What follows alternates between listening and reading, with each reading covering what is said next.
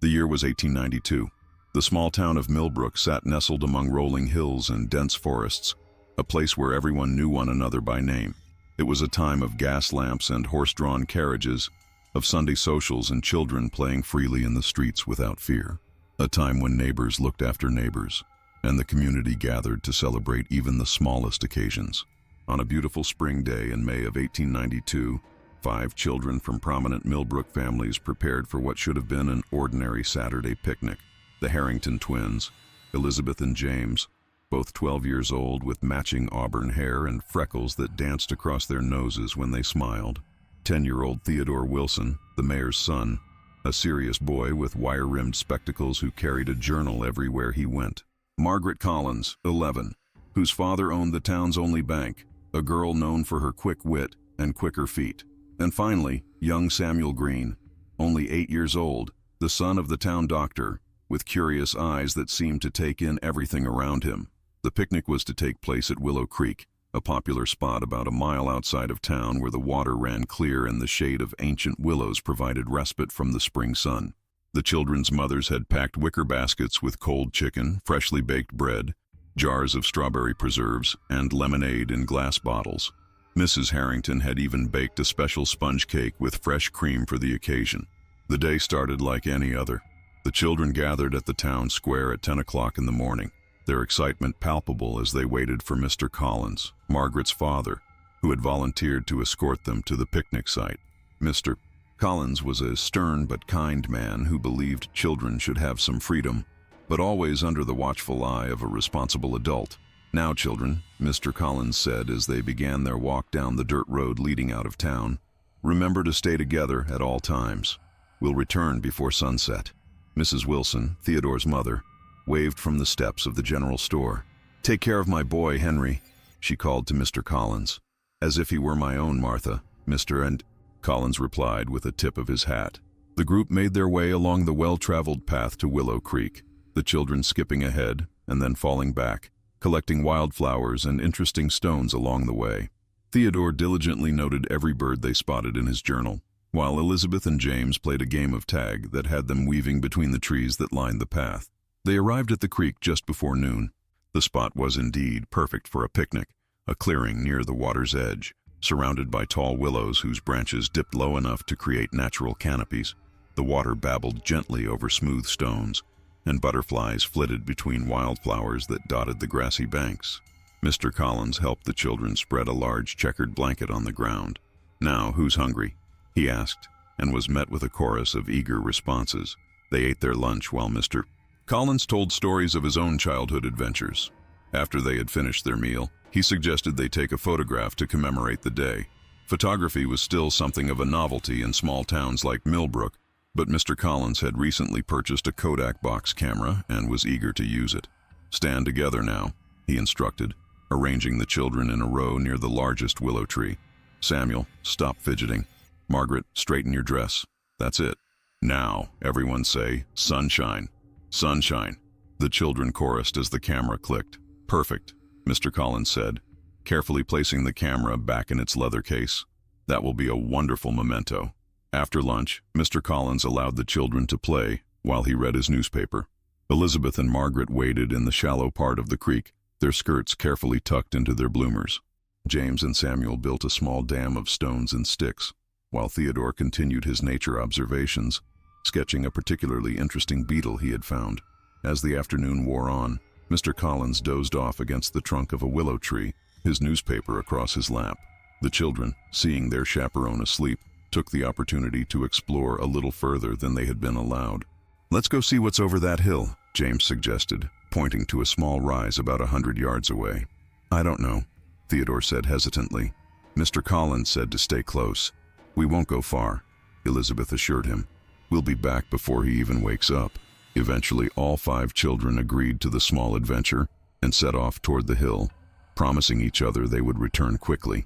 What happened next would haunt Millbrook for generations to come. When Mr. Collins awoke with a start about 20 minutes later, the clearing was empty. The children's shoes and stockings, which they had removed to wade in the creek, lay abandoned by the water's edge. Their half-finished game of jacks remained on the blanket, but of the children themselves, There was no sign. "Elizabeth? James?" Mr. Collins called out, his voice echoing against the trees. "Margaret? Theodore? Samuel? Where are you?" There was no answer except for the rustling of leaves in the light breeze and the continued babbling of the creek. Mr. Collins searched the immediate area, calling the children's names with increasing desperation. He looked behind every tree, in every bush, along both sides of the creek for a quarter-mile in each direction. Nothing. It was as if the earth had opened up and swallowed them whole. As the sun began to dip toward the horizon, Mr. Collins made the difficult decision to return to town for help. He ran most of the way, his heart pounding with fear and guilt. How could he have fallen asleep? How could 5 children simply vanish without a sound?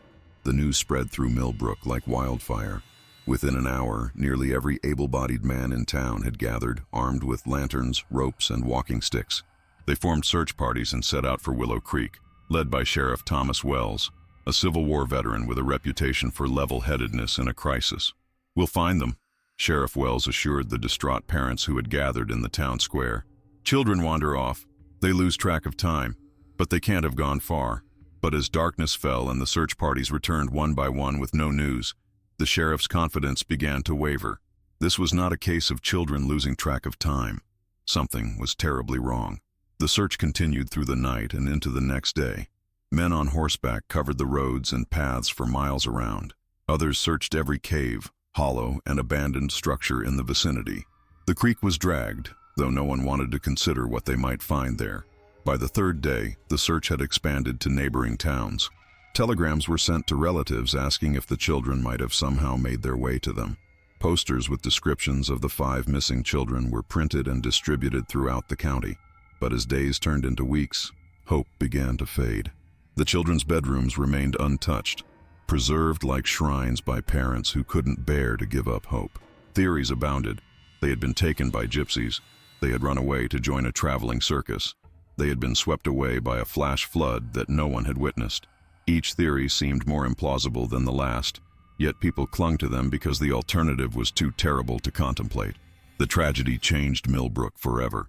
Parents kept their remaining children close, no longer allowing them to roam freely.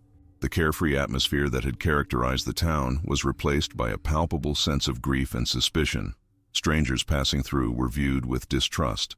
The area around Willow Creek, once a popular recreation spot, was now avoided, as if the land itself were cursed. Mr. Collins was never the same. Though no one openly blamed him for the tragedy, he blamed himself. He sold his bank and moved away within a year, unable to bear the sideways glances from his neighbors, the whispers that followed him down the street. The case of the missing Millbrook children was never solved. It became one of those dark mysteries that small towns carry with them through generations, a cautionary tale told to wide-eyed children on stormy nights. Fast forward to the present day. Rachel Morgan pulled into the driveway of her grandmother's house, a Victorian-era home on the outskirts of what was now called New Millbrook. The original town had been largely abandoned in the 1930s during the Great Depression, and a new settlement had been established a few miles away. Old Millbrook was now little more than a collection of crumbling structures reclaimed by nature, though a few buildings still stood as silent witnesses to the town's history. Rachel's grandmother, Eleanor Morgan, had passed away 3 months ago at the age of 94, leaving Rachel the house and all its contents. At 32, Rachel was a historian specializing in 19th century American small-town life, a career choice influenced by the stories her grandmother had told her about growing up in New Millbrook and the legends of the old town. "Well, here goes nothing," Rachel murmured to herself as she unlocked the front door. The house smelled of dust and old books, a scent that immediately brought her back to childhood visits. The task ahead was daunting, sorting through nearly a century of accumulated possessions, deciding what to keep, what to donate, and what to discard. She started with the main floor, working methodically through the living room, dining room, and kitchen. It was in her grandmother's study that she found the first hint that this would be more than a simple cleaning job. In the bottom drawer of an antique desk, beneath layers of old correspondence, she found a leather-bound journal with her grandmother's name embossed on the cover, Eleanor Wilson Morgan. Wilson. The name triggered a memory of one of her grandmother's stories, about a family named Wilson who had lived in Old Millbrook. Could there be a connection? Rachel took the journal to the kitchen table and began to read. The entries began in 1932, when her grandmother was just 8 years old. Much of it was typical childhood musings, but scattered throughout were references to the lost children and the Willow Creek mystery. One entry in particular caught Rachel's attention. May 17, 1932. Today is the anniversary, 40 years since they disappeared. Mother lit a candle for Uncle Theodore, though she never knew him. She says I look like him sometimes, when I'm reading with my spectacles on. I asked her again to tell me what happened, but she just shook her head and said some stories are too sad to tell. Uncle Theodore. The name rang a bell from her grandmother's stories and from her own research into the area's history. Theodore Wilson, one of the 5 children who had vanished without a trace in 1892. Rachel's heart raced. Her grandmother had been a Wilson before marriage. Could she be directly descended from the family of one of the missing children? This could be a significant historical discovery, not to mention a profound personal revelation. Energized by this finding, Rachel decided to tackle the attic next, hoping to find more connections to this mysterious piece of family history. The narrow stairs creaked under her weight as she climbed to the small door that led to the attic space. The air was thick with dust, and cobwebs clung to the exposed beams of the ceiling. Rachel pulled the chain on the single bare bulb that illuminated the space. Trunks and boxes were stacked against the walls, along with old furniture draped in sheets that had once been white, but were now a dingy gray. It would take days to go through everything, but Rachel was determined. She started with a trunk that looked older than the others, its leather straps cracked with age. Inside were quilts, a christening gown yellowed with age, and bundles of letters tied with faded ribbon. Beneath these was a smaller wooden box with intricate carvings on the lid. Rachel carefully lifted the box and opened it. Inside was a collection of photographs, the old kind, on heavy cardstock with decorative borders. She flipped through them slowly, recognizing her grandmother as a young woman in some, and people who must be her great-grandparents and other relatives in others. At the bottom of the stack, she found it, a photograph unlike the others, clearly much older. It showed 5 children arranged in a row near a large willow tree. They wore the formal clothing of the late Victorian era, the girls in high-necked dresses with pinafores, the boys in short pants and jackets with high collars. Despite the serious expressions that were customary for photographs of that time, there was something unsettling about the image. Rachel turned the photograph over. Written in faded ink was a single line, Willow Creek, May 17, 1892. Her hands trembled. This had to be them, the 5 children who disappeared, the Harrington twins, Theodore Wilson, Margaret Collins, and Samuel Green. The photograph taken just hours before they vanished forever. But how had it ended up here, in her grandmother's attic? And why had no one ever mentioned its existence? There was something else about the photograph that bothered her, something she couldn't quite put her finger on.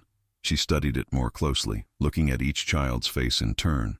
They seemed normal enough, serious but not unusually so for a photograph of that era, when long exposure times required subjects to hold still for extended periods. But then she noticed it, in the background, partially hidden by the trunk of the willow tree. A figure, indistinct but unmistakably there. A tall, thin shape that seemed to be watching the children from the shadows. Rachel felt a chill run down her spine. She had studied enough historical photographs to know that anomalies were common. Tricks of light, movement during exposure, damage to the negative. But this seemed deliberate, as if someone had been hiding, waiting. She returned to the journal, flipping through the pages with renewed urgency. Near the end, she found an entry from 1980, when her grandmother was in her 50s. Found the photograph today while cleaning out Mother's things after the funeral. I almost burned it, but couldn't bring myself to destroy the only image that exists of them. The figure is still there, watching. I sometimes dream of them, the lost children. In my dreams, they're still wandering in the woods, looking for a way home. Mother always said the old town was haunted by their ghosts. Perhaps she was right. I've put the photograph away where no one will find it. Some things are better left buried. Rachel couldn't stop now. She was too deep into the mystery. She needed to understand what had happened to those children and why her grandmother had kept this photograph hidden away. The next morning, Rachel drove to the local historical society. The building was small but well-maintained, housing archives that documented the area's history from its settlement in the early 1800s to the present day. Martha Jenkins, the elderly curator, greeted Rachel warmly. "Eleanor's granddaughter. How lovely to meet you." Your grandmother was one of our most dedicated volunteers, you know. She helped us catalog much of our collection on Old Millbrook. That's actually why I'm here, Rachel explained. I found something in her attic that I think might be historically significant. She carefully removed the photograph from the archival sleeve she had placed it in and showed it to Martha. The older woman's smile faded as she looked at the image. "Where did you find this?" she asked, her voice suddenly tense. "In a box of old photographs in my grandmother's attic. It's them, isn't it? The children who disappeared in 1892. Martha nodded slowly. "Yes, the Millbrook Five, as they came to be known. This photograph was mentioned in newspaper accounts of the disappearance, but it was thought to be lost. No one has seen it in over a century." "What do you know about the case?" Rachel asked. "My grandmother's journal mentioned that Theodore Wilson was her uncle." "That's correct. Theodore was your great-grandfather's brother. After the disappearance, the Wilson family stayed in the area when many others left. They were instrumental in establishing New Millbrook after the old town began to decline." Martha went to a filing cabinet and pulled out a thick folder. "This contains everything we have on the disappearance. Newspaper clippings, police reports, personal accounts. Your grandmother contributed much of it." Rachel spent hours going through the documents. The facts aligned with what she already knew. 5 children had gone on a picnic chaperoned by Henry Collins, Margaret's father.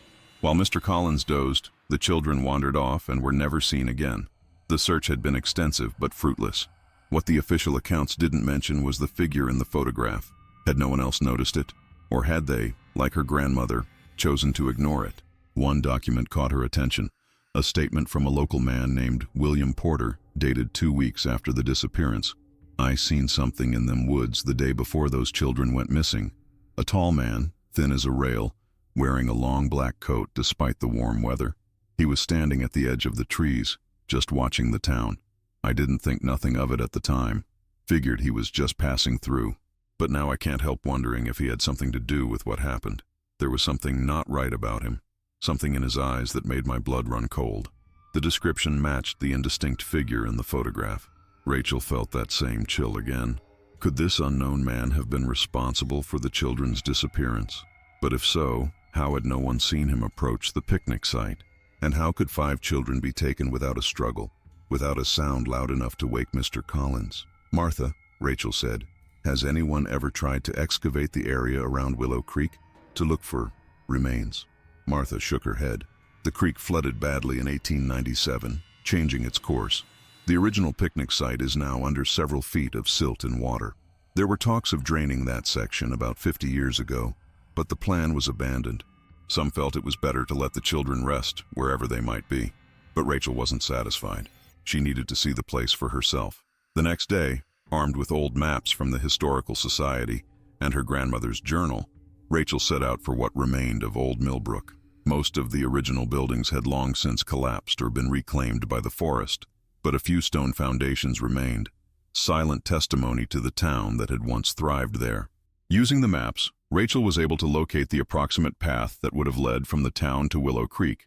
The trail was long overgrown, but occasionally she could make out what might have been the remnants of the old dirt road, now just a slightly clearer path through the underbrush. After about a mile, she heard the sound of running water. Willow Creek had indeed changed course over the years, but it still flowed through the area. Rachel followed the sound until she came to a clearing where several ancient willow trees still stood, their branches dipping into the water, just as they must have done over a century ago. Was this the spot? It was impossible to know for certain, but something about the place felt right, or perhaps wrong. Despite the warm spring day, there was a heaviness in the air, a stillness that seemed unnatural. No birds sang here, and even the sound of the creek seemed muted, as if reluctant to disturb the silence. Rachel took out the photograph and looked at it again, trying to match the background with her surroundings. The landscape had changed too much to make a definite comparison, but one of the willows looked ancient enough to have been there in 1892. Could it be the same tree the children had stood in front of? As she studied the photograph, a gust of wind came out of nowhere, nearly tearing the image from her hands. The sky, which had been clear moments before, was suddenly overcast. In the distance, thunder rumbled. Rachel knew she should leave before the storm hit, but something kept her rooted to the spot. She felt as if she were being watched, just as the children in the photograph had been watched by that indistinct figure in the background. She turned slowly, scanning the tree line that surrounded the clearing. Nothing. just trees and underbrush and the growing darkness of the approaching storm. But then, a movement, just at the corner of her vision. She whirled around, but whatever it was had vanished. A deer, perhaps, or just a branch moving in the wind. The first drops of rain began to fall, and Rachel finally came to her senses. This was foolish. She was letting her imagination run wild, influenced by the mysterious photograph and her grandmother's journal. She needed to get back to her car before the storm hit in earnest. As she turned to leave, her foot caught on something partially buried in the soft earth near the creek bank. She knelt down and brushed away the soil to reveal a small, tarnished object, a pocket watch. The initials TW were engraved on the case. Theodore Wilson's watch? It couldn't be, not after all this time. And yet, here it was, exactly where the children had last been seen. With trembling hands, Rachel picked up the watch and opened it. The glass was cracked, and the hands had long since stopped moving. But inside the case was a tiny photograph, a portrait of a woman who must have been Theodore's mother. On the opposite side, an inscription, "To our beloved son on his 10th birthday, May 4th, 1892. This was definitely Theodore's watch, given to him just days before his disappearance. But how had it remained undiscovered for so long, especially after the extensive searches that had followed the children's vanishing? The rain was falling harder now, and lightning flashed across the sky. Rachel pocketed the watch and hurried back along the path she had taken, her mind racing with questions. The discovery of the watch was significant, the first physical evidence connected to the disappearance that had been found in over a century, but it raised more questions than it answered. Back at her grandmother's house, Rachel carefully cleaned the watch, revealing more details. The time it had stopped, 3:17. Was that significant? Could it indicate when something had happened to Theodore? She returned to the journal and the Historical Society documents, looking for any mention of specific times. Mr. Collins had reported falling asleep shortly after lunch, which they had eaten around noon. He estimated he had been asleep for about 20 minutes before waking to find the children gone. That would place their disappearance sometime around 1 p.m., not 3:17. Had Theodore's watch run for over 2 hours after he vanished? Or had something else happened at 3:17? Over the next few days, Rachel became increasingly obsessed with the mystery. She returned to the creek several times, searching for more evidence, but found nothing. She interviewed elderly residents of New Millbrook, hoping someone might have family stories that could shed light on the case, but learned nothing new. And all the while, she felt watched. At the creek, in her grandmother's house, even at the Historical Society. That same sensation of eyes following her, of a presence just beyond her field of vision. Once she thought she saw a tall, thin figure standing at the edge of her grandmother's property, but when she looked directly at it, there was nothing there. Was she losing her mind? Or was there something to these sensations, some connection to the mystery she was trying to solve? A week after finding the watch, Rachel woke in the middle of the night to a strange sound, children's laughter, distant but clear. She sat up in bed, heart pounding. The sound seemed to be coming from outside. She went to the window and looked out into the moonlit yard. Nothing, but the laughter came again, now seeming to come from the direction of the old road that would once have led to Old Millbrook. Rachel knew she should stay inside. That investigating strange sounds in the middle of the night was the beginning of every horror story ever told. But her curiosity was too strong. She pulled on jeans and a sweater, grabbed a flashlight, and headed outside. The night was clear and cool, the moon nearly full, casting everything in a silvery light that made the familiar landscape seem alien. The laughter had stopped, but Rachel felt drawn toward the old road anyway, as if something were pulling her in that direction. She had gone about a quarter mile when she heard it again. Not just laughter now, but singing. Children's voices raised in a song she didn't recognize, the lyrics indistinct, but the melody hauntingly familiar. The sound seemed to be coming from the direction of Willow Creek. Rachel followed it, her flashlight beam bouncing across the uneven ground. The rational part of her mind screamed that this was dangerous, that she should turn back, but she couldn't. Not when she might be close to understanding what had happened to those 5 children so long ago. As she neared the creek, the singing grew louder, more distinct. It was an old children's rhyme, one that might have been popular in the 1890s. Ring around the rosy, pocket full of posies, ashes, ashes, we all fall down. Rachel emerged into the clearing by the creek, her flashlight illuminating the ancient willows. And there, beneath the largest tree, the one she had identified as possibly being in the photograph, were 5 small figures. They stood in a circle, holding hands, their faces turned toward her as her light fell upon them. 5 children in Victorian clothing, their faces pale in the moonlight. Elizabeth and James Harrington, Theodore Wilson, Margaret Collins, and Samuel Green, exactly as they appeared in the photograph.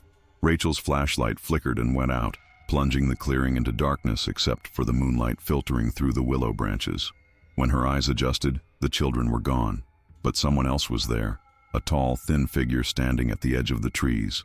The figure from the photograph, now clear in the moonlight, a man in a long black coat, his face shadowed by a wide-brimmed hat. Rachel couldn't move, couldn't breathe. The figure took a step toward her, and another.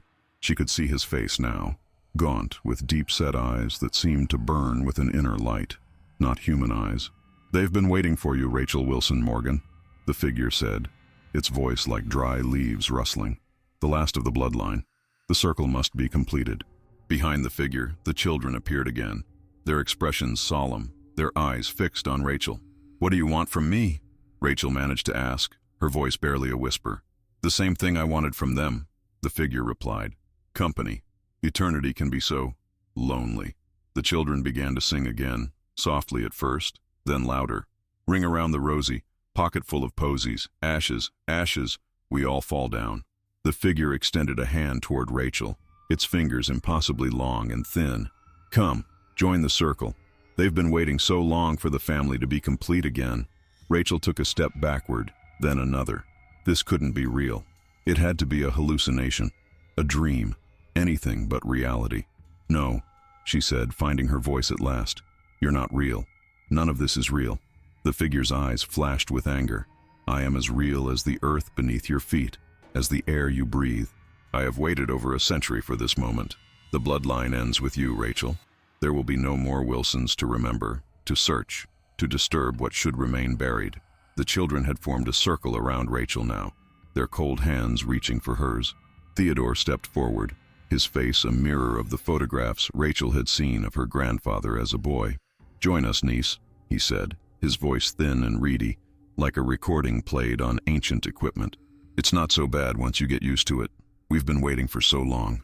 Rachel closed her eyes, trying to will the apparitions away. This wasn't happening. It couldn't be happening. When she opened her eyes, they would be gone. But when she looked again, they were still there. The figure was closer now, close enough that she could smell the scent that clung to its clothes, earth and decay and something else, something ancient and wrong. "Who are you?" Rachel asked, playing for time as she tried to edge away from the circle of ghostly children. "What are you?" The figure tilted its head, as if considering whether to answer. "I have been called many names in many times. The Piper, the Taker, the Shadow Man. What I am is hungry, for innocence, for life, for souls that shine like stars in the darkness. And you took these children. I collected them," the figure corrected, "as I have collected so many others over the centuries, as I will collect you." One of the girls, Elizabeth or Margaret, Rachel couldn't tell which, tugged at her hand. "It's your turn now," she said, her voice oddly gentle. "Don't be afraid. We'll all be together." In that moment, Rachel understood what she had to do. The pocket watch she had found, Theodore's watch, was still in her pocket. She pulled it out and held it up, the moonlight glinting off its tarnished surface. "This doesn't belong to you," she said to the figure. "None of them do. They belong to their families, to their town, to their own lives that you stole from them." The figure hissed, an inhuman sound that sent chills down Rachel's spine. "They are mine, as you will be mine." "No," Rachel said firmly, finding courage she didn't know she possessed. "I'm breaking the circle, not completing it. These children have been trapped here for too long." She opened the watch case, revealing the small photograph inside. Theodore's mother, his family, his connection to the life that had been taken from him. "Remember who you were," Rachel said to the ghostly children. "Remember your families who loved you, who searched for you, who never forgot you. This isn't your home. You don't belong to him." The children's expressions changed, confusion replacing the eerie blankness. They looked at each other, then at the watch in Rachel's hand, then at the dark figure. "Mother," Theodore said uncertainly, looking at the tiny photograph. "I remember. We were going home. We were supposed to go home before dark." "We can still go home," Rachel told him gently. "All of you. It's time." The figure lunged forward with a howl of rage, but as it reached for Rachel, the children moved between them, forming a barrier. Their forms seemed more substantial now, more real, as if remembering their true selves had given them strength. "No more," Elizabeth Harrington said, her voice stronger than before. "You've kept us here long enough." The figure writhed and twisted, its form becoming less distinct, more shadow than substance. "You cannot leave. You are mine for eternity." But the children weren't listening anymore. They had joined hands again, but this time their circle excluded the dark figure. They began to sing once more, but it was a different song now, a hymn that might have been sung in the Millbrook Church on Sunday mornings in 1892.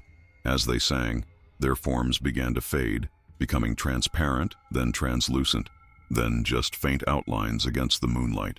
Theodore was the last to disappear, his eyes meeting Rachel's one final time. "Thank you," he whispered, and then he too was gone. The dark figure gave one last, terrible cry, a sound of loss and rage that echoed across the clearing and sent night birds fluttering from the trees in panic. Then it too faded, not into peace like the children, but seeming to be torn apart, shredded by unseen forces until nothing remained but a wisp of shadow that was quickly dispersed by the night breeze.